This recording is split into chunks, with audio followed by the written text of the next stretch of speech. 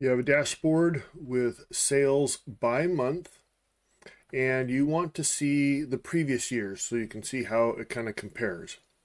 The easiest way to do it, I just come in here, I duplicate, and I'm going to come in here and you could change this to, when you're editing the filter, to relative date and change it to previous year. I'm just going to change it to 2022. And then you want it for the full year, so you're just going to get rid of the month, right? So this is the full year. And hopefully you can see, I'm going to rename this real quick. So now you're going to bring it over to this dashboard. You just drop it right there.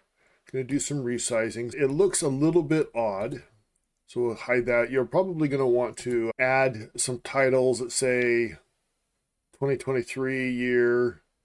The two things that I would do is, one, you're going to want to hide this. Before you hide the axis, you want to make sure that they're the same scale. So usually what I do is I'll come in here and I'll fix this high enough that it's going to cover. And then you'll come in here and set this one as well.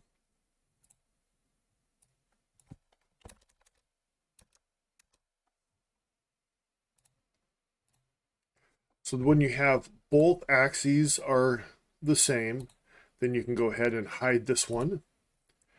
And then usually what I'll also do is get rid of the grid lines. But what I want to do first is make sure that this is showing 2022. So let's come back here and we'll just grab the year. Where is that? Order date. And that way when you're looking at it, they're all about the same.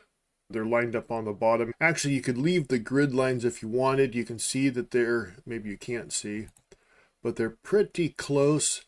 They have bars around it. So what I would do for both of these is come under the format for borders and get rid of those. Actually, it's on the panes, isn't it?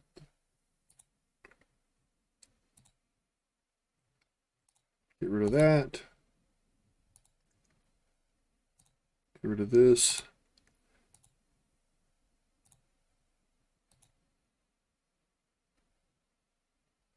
And it doesn't have the item there, so we need to get rid of the 0 line.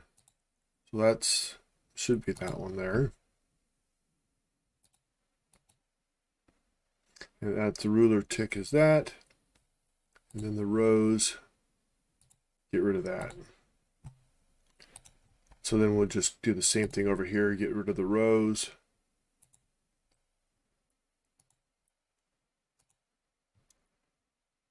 And this is your current year by month and the previous year bar chart.